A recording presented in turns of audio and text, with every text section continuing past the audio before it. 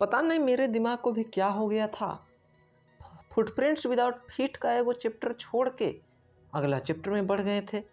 भोली से पहले और एगो चैप्टर था, दी हेक ड्राइवर। उसको तो मैंने कहाँ छोड़ दिया पता ही नहीं चला। भोली में सीधे दौड़ आया। चलो फिर भी कोई बात नहीं, अब भोली को कंप्लीट कर लेते हैं, उसके बाद दी हेक ड्राइवर को देखते हैं। भोली में फर्स्ट पार्ट में हम लोग ने देखा था कि भोली का बाप यानी रामलाल उसको पकड़ के स्कूल ले आया था। स्कूल में भोली ने देखा कि बच्चे रूम में बैठे हुए हैं और कुछ बच्चे तो पढ़ाई कर रहे हैं, मतलब किताब से पढ़ रहे हैं, और कुछ बच्चे स्लेट में लिख रहे हैं।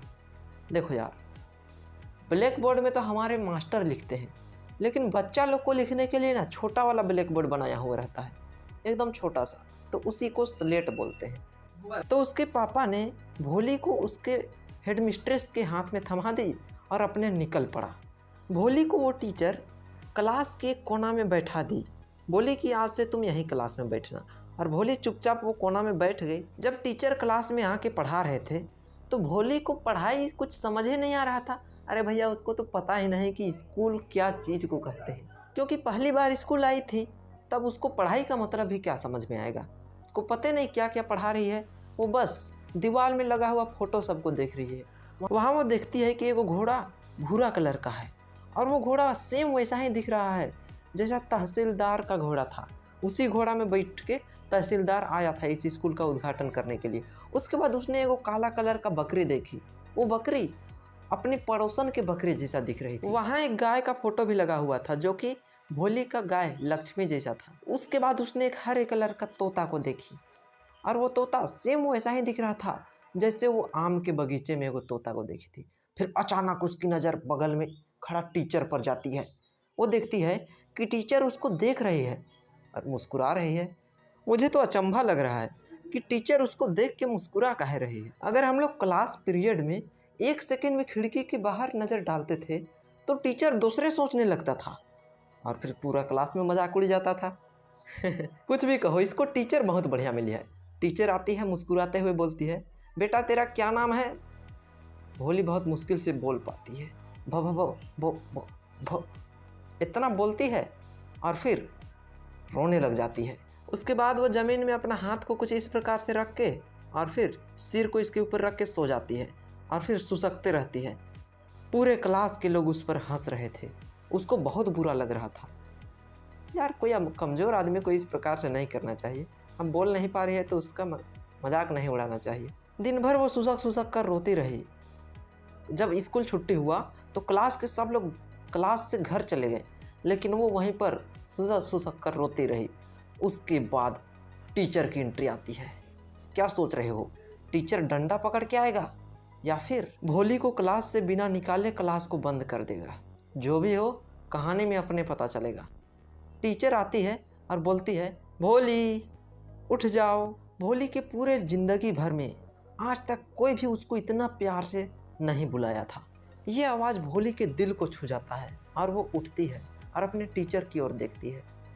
वो टीचर बोलती है कि उठ जाओ भोली, ये मेरा आदेश नहीं, ये मेरा सलाह है। इस प्रकार से बोलती है। चलो एक बार प्लीज़ अपना नाम बता दो। भैया, मुझे समझ में नहीं आ रहा है, को इसका नाम पता है फिर भी नाम पूछती है। क्या चाहती है ये, इसका मजाक उड़ाना कि भोली का पूरा शरीर में पसीना आ जाता है, क्योंकि पिछले बार वो बोल ही नहीं पाई थी। अभी वो भी सोच रही थी कि बोल पाऊंगी या फिर नहीं। फिर ट्राई करती है, भो भो भो भो भो भो, इतना बोलती है तो उसका टीचर बीच में टोक देती है, बोलती है कि शाबाश, बहुत बढ़िया, चलो पूरा नाम बताओ, पूरा नाम बताओ, तुम आराम से बोल लोगी। फिर भोली भो भो भोली बोलती है। यार, जब वो अपना नाम बोली ना तो उसको इतना ज़्यादा खुशी मिला जितना कि एवरेस्ट के ऊंचाई पर छूने से खुशी नहीं मिलता है। बताओ, भोली को लगने लग जाता है कि ये टीचर बहुत अच्छी है, दुनिया के सारे लोग से ये अलग है, ये मेरा मजाक नहीं उड़ाना चाहती, ये मुझे सिखाना चाहती है, मुझे आगे बढ़ाना चाहती है।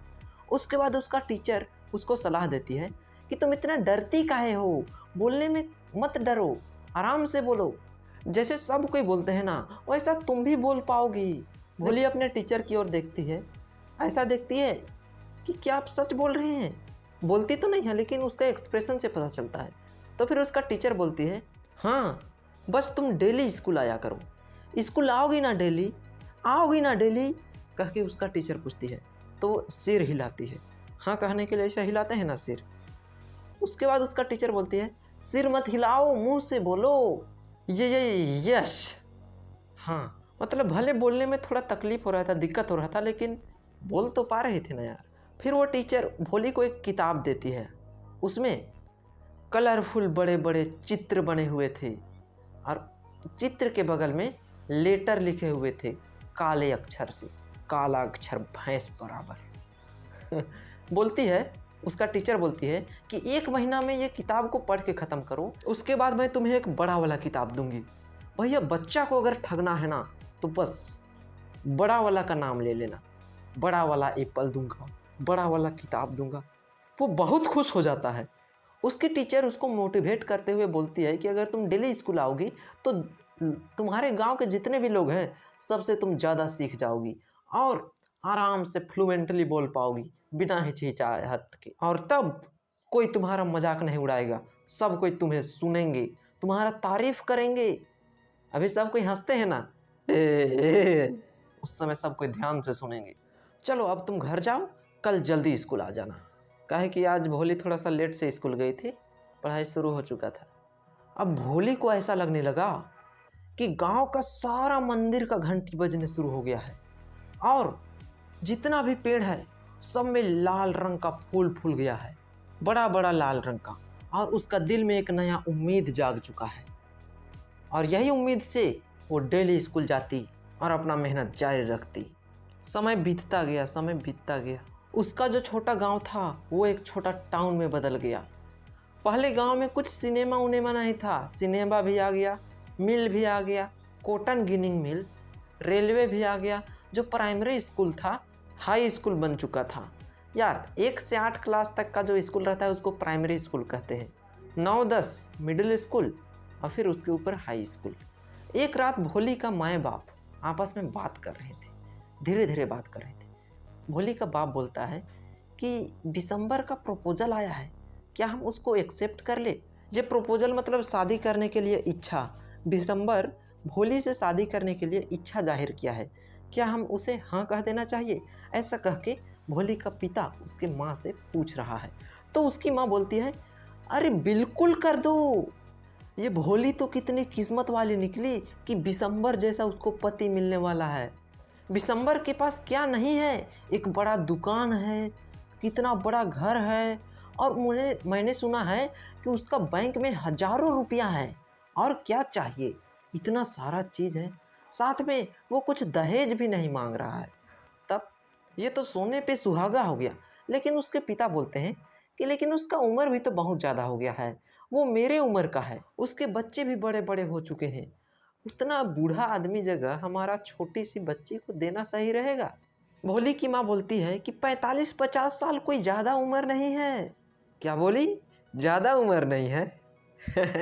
ये तो अच्छा हुआ कि वो दूसरा गांव का है, भोली के बारे में पता नहीं है, भोली के चेहरे में जो पोक मार्क्स है उसके बारे में पता नहीं है, भोली दिमाग से कमज़ोर है इसके बारे में पता नहीं है। देखो भोली का शादी करने का एक मौका मिला है, अगर हम लोग ये मौका को गंवा देते हैं ना तब फिर इसका शादी होने का उम्मीद बिल्कुल कम है। वैसे भी ये तो एक डम्ब काऊ है, डम्ब मतलब होता है गूंगी, काऊ मतलब होता है गाय, गूंगी गाय है। यार क्या बोलती है, अपनी बेटी को ऐसा बोलते हैं। उसके बाद भोली के पिता बोलते हैं कि हो सकता है तुम सही कह रहे हो, हमें दिसंबर का प्रपोजल एक्सेप्ट कर लेना चाहिए। अब यार ये सब बात को भोली बगल वाले रूम से सुन रही थी, वो बड़ी भी हो चुकी थी। अब भोली क्या करती है ये तो हम लोग जानेंगे नेक्स्ट पार्ट में। वो लाठी से अपने पेरेंट्स को पीटती है या प्रणाम करती है।